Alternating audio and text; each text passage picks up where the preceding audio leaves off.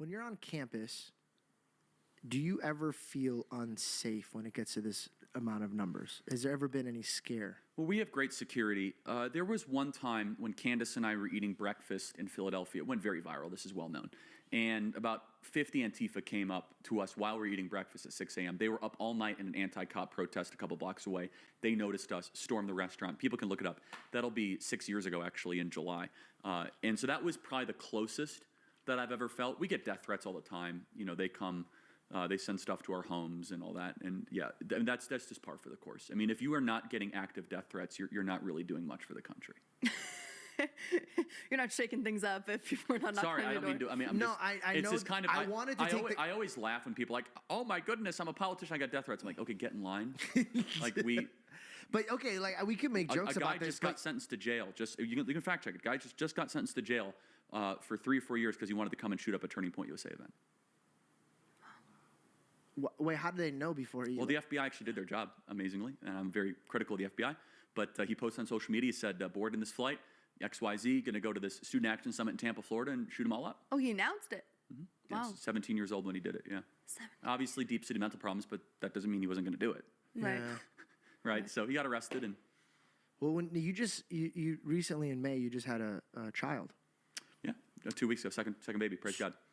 Amen. Congratulations. And congratulations. Thank you. But these moments where you're fighting for your country and you're getting these threats, does it alarm and concern you for your children? I mean, yes and no. We take proper precautions. That's all I'll say. And Perfect. We feel confident in that. But also, I mean, my wife is the best person ever, and she's a patriot, and she's a believer, and we don't want to have to be accountable to God when this life passes. And he asks, "Why did you not trust in me and not fight evil?" Because we as Christians are called to fight evil. It's one of the lesser known scriptures, Psalm 97:10. For those of you that love God, you must hate evil. Yep, amen. And again, everyone is called to something different in the body of Christ. Some people are called to heal the sick. Some people are called to mend broken marriages. Some people are called to do outright hot gospel teaching. My call is to fight evil and to proclaim truth. That's it. And again, some people criticize me for that. It's just my role in this diverse body of Christ. And some people do mission work in the jungles of the Amazon. I'm not called to that. Yeah. But other people are, right? You're Right. called to do an amazingly popular podcast and proclaim truth to millions of people. Amazing. So I don't. Do I worry for my safety or my family's safety? No. And we take proper precautions. We own lots of weapons, and we constantly have them on us. I gotta thank you, man, because What's up, everybody? This Mr. 100K, a day with another video here with 100K Paralegal Services. Today, I'm going to be talking about Charlie Kirk.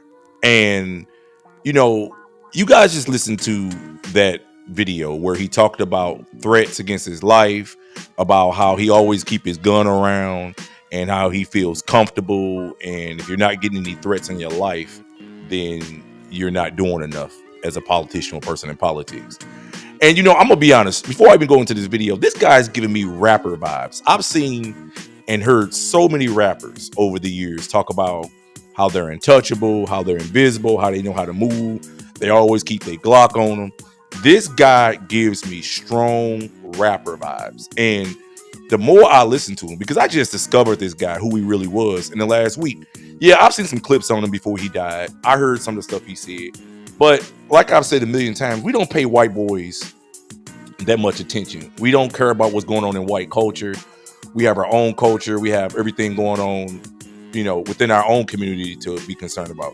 We don't concern ourselves with white criminality and all this other dumb stuff that white culture has going on unless it affects us.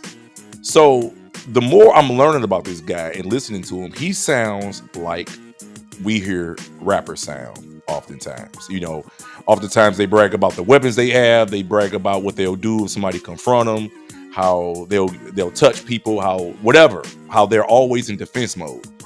And, when we've watched rappers die over the last 30 years, even starting with the Tupac situation in 1996 to the Biggie situation in 1997 to the Jam Master Jay situation in, I believe, 2002 to even the Young Dolph situation in 2021. It has always seemed, regardless of how a person talks on their music or their videos or their media outlets, it always seems as if when it comes time for the moment for them to actually lose their life, it seems extremely easy. It never seemed like it was really difficult. It seemed like whoever executed it, it was really simple. A person just simply drives up to your car and shoots in it. No bulletproof cars, no nothing. No nothing. It seems like you have to respond to an ambush, but it's too late. Biggie getting killed, same thing. Young Dolph getting killed. He gets killed buying cookies. A person was able to walk up and just shoot through the glass and he was done. Yes, his brother shot back, but the way he lost his life, it ultimately seemed very, very easy. Very easy for the killer to execute them. So, listening to this video where Charlie Kirk talked about threats against him and the previous threat against an event that, that was taking place of his a few years ago, it just brought to mind the rappers. And I thought that I'd go a little more into this. Now, it's been a lot of strange things going on in this case so far. It's a lot of guys is pulling back a very ugly curtain on white America and the surrounding players with Charlie Kirk, his organization, and just everything. And I'm gonna let you guys know, I believe 100% Charlie Kirk was a babbling idiot. For the most part, he knew nothing what he was talking about. He would just quote a lot of misinformation. And you look at it, when it came to actual debates, he didn't debate with black leaders. He didn't debate with people who were really knowledgeable on a lot of things. He debated with mostly whites, or had discussions with mostly whites who were clueless or biased themselves, or he debated really young college kids who didn't have the life experience or who didn't have the intricate knowledge to really go against him and contest a lot of things in which he talked about. And I don't care if he was talking about sports, and many other subjects. Now, when he talked about Israel and all that stuff, I don't care about that. I don't care about what Jews are. I don't even know what a Jew is for real. I just hear it in the media. But when he talked about black culture, criminality, and things like, these are the things that got my attention. So ultimately, we all know, all this talk that he did about black people and crime and violence in the black community. It was a white guy who ended up coming to kill him. It was a white guy who was dating a transgender man who eventually came to take his life. And like I said, there's a lot of irony surrounding his situation. I think I'm gonna have a lot of content to make. But one thing I wanted to do, I wanted to call you guys' attention to what he talked about as far as the person back in 2022 who had threatened to shoot up one of his company's events online on Instagram. A person who had been making a bunch of threats.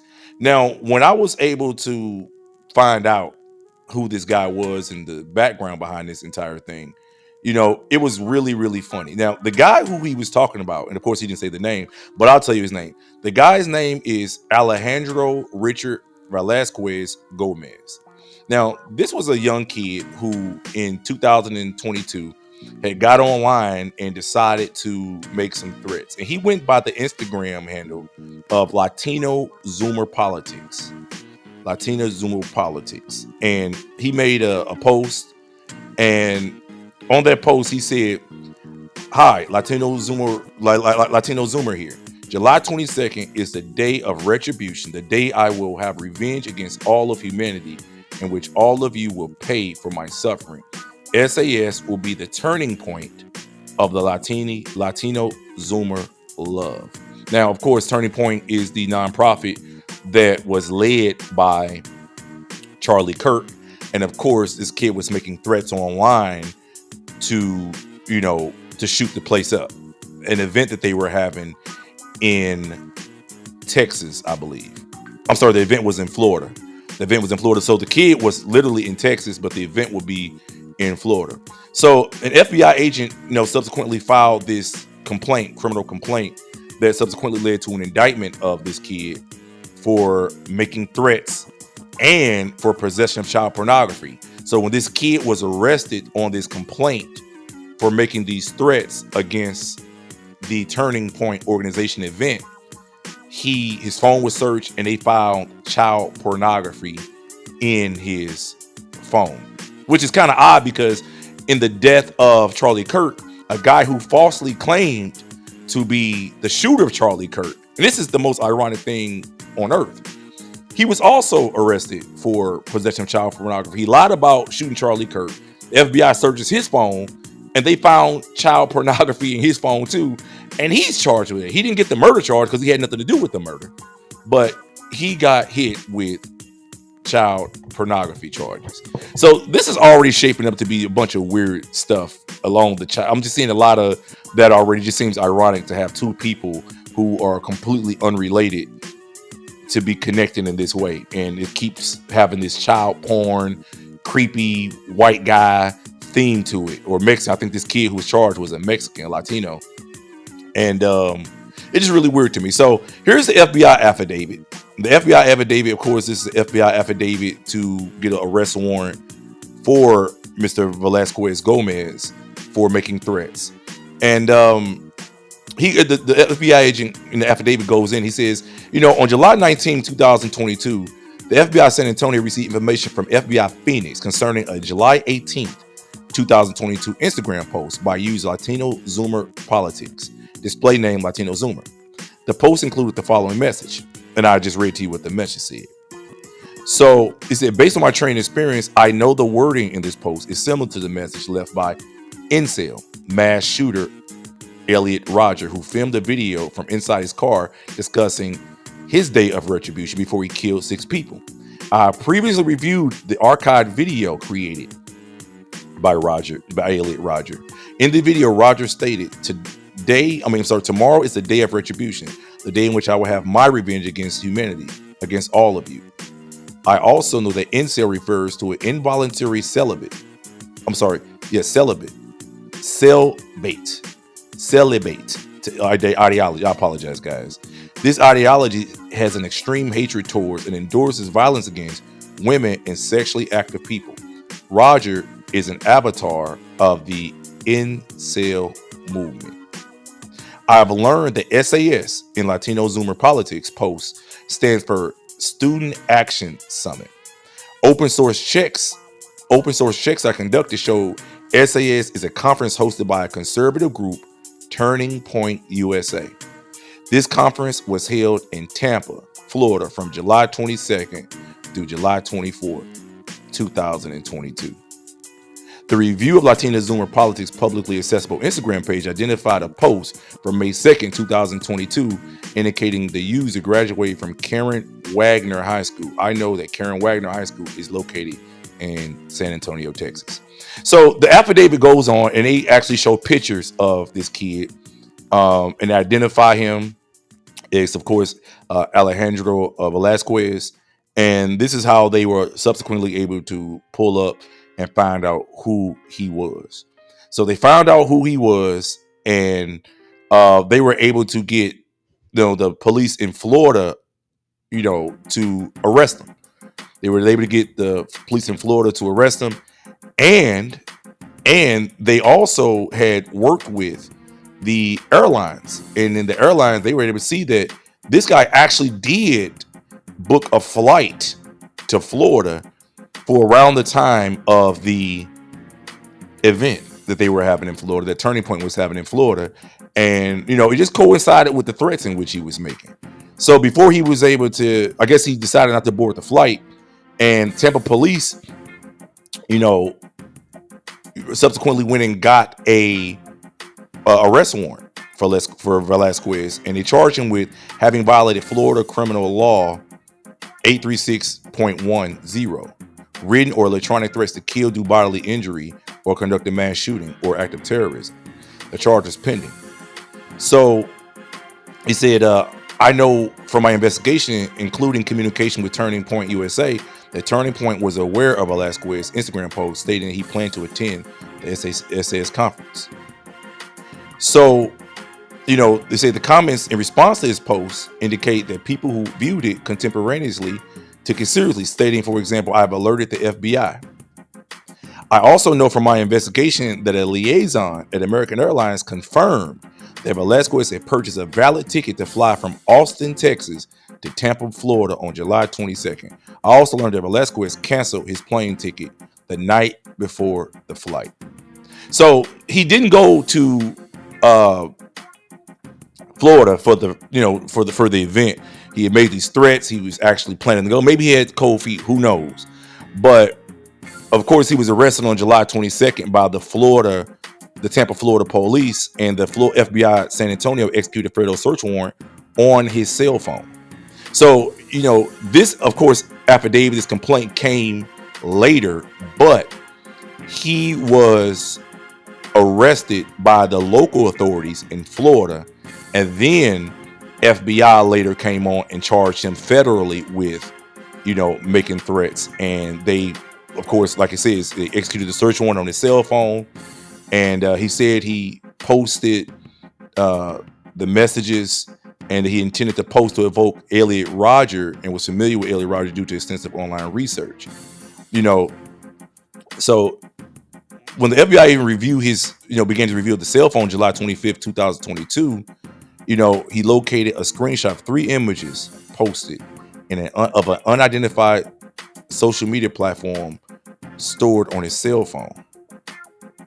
The 3 images within the screenshot appeared to be minors nude and displayed in an overtly sexual manner.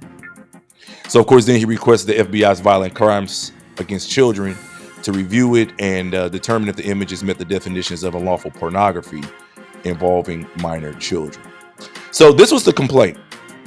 He was talking about taking revenge against the attendees of this event. He talked about Elliot Rodger, talked about having a day of retribution. And of course, it led to him getting federal charges against him involving the threats and the child pornography. Of course, after this complaint was done, he was subsequently indicted on these same charges, and eventually he ended up pleading guilty to the threats charge. Now, I don't know why the government decided to let him plead guilty to the threats charge and drop the child pornography charge. Him dropping the child pornography charge will allow him to avoid registering as a sex offender when he comes out. I feel like they should have made both charges stick. I feel like they let him get off. Why would you let a person? I feel like a person who possesses child pornography is much more of a threat than a person who, makes threats online. I feel like the person who makes threats online, that stupidly, they're going to tell on themselves.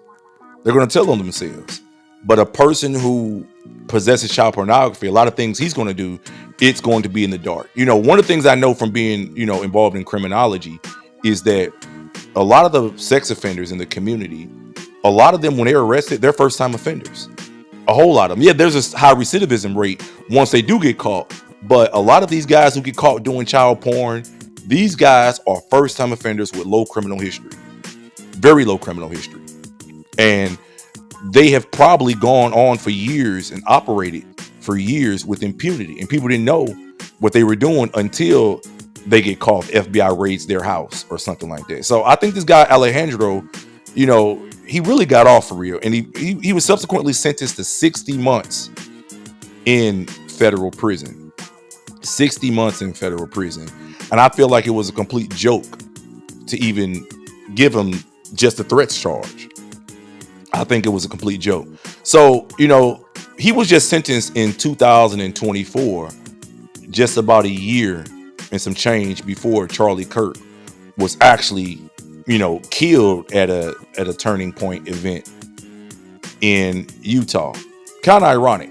It's ironic, but this kid Alejandro, he's now 22 years old. He gets out of prison very soon. His release date is next year, less than a year away, April the 27th, 2026.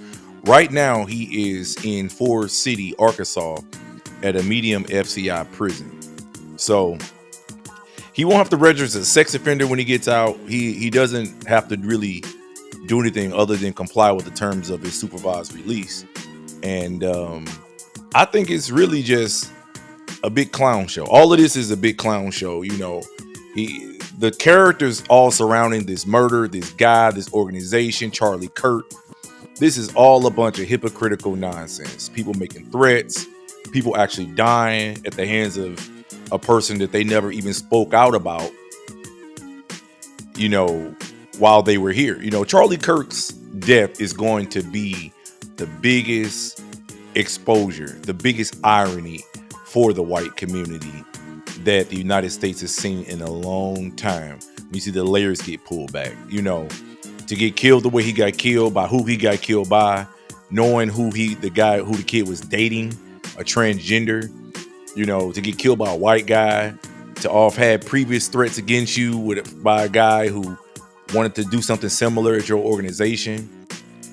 For that guy to have gotten caught with child porn, for the guy who lied about killing Charlie Kirk to have been arrested for child porn and not the murder. This is a bunch of weird trailer trash crap going on. Weird trailer trash. And I'm gonna have a lot of videos about this, guys. There's a lot of irony going on, but that's how Alexandro Richard Vasquez Gomez turned out. He gets out next year. Charlie Kirk is dead, so he can still, I'm sure they'll still have meetings and things like that'd be a different issue, but no, he gets out next year. Charlie Kirk is dead, and we're gonna see how the rest of this plays out. But I do know this is just the weirdest crap I've ever seen in my life. So tell me what you guys think in the comments. Charlie Kirk, he made a lot of comments about dying, how it should be public, how it should be this. Like, a lot of his words, his own words, are being replayed now in interviews. And people are just showing just like the irony and just how he spoke things into existence, and it's just the weirdest thing to me. Tell me what you guys think in the comments. Am I off my square, off my rocker on this one? Are you guys seeing the pattern? Are you guys seeing even the correlation between Charlie Kirk's actions and words and even a rapper's action and words, even though the Charlie Kirk pretended to be a man of God and a Christian? Are y'all seeing the pattern with this sense that you have put up a defense and you're untouchable, or you're good, and you don't have to worry about your security's good and all that, then end up dying at the hands of somebody who looks just like you? So this is ultimately going to be one of the craziest stories. You can't even make this stuff. Stephen King, Wes Craven couldn't have put this in a movie or a book. So tell me what you guys think. This is Mr. 100K a day. Till next time. If you guys got any comments, questions, make a comment about it. Hit my DMs. Let me know what y'all think. Holla. Peace.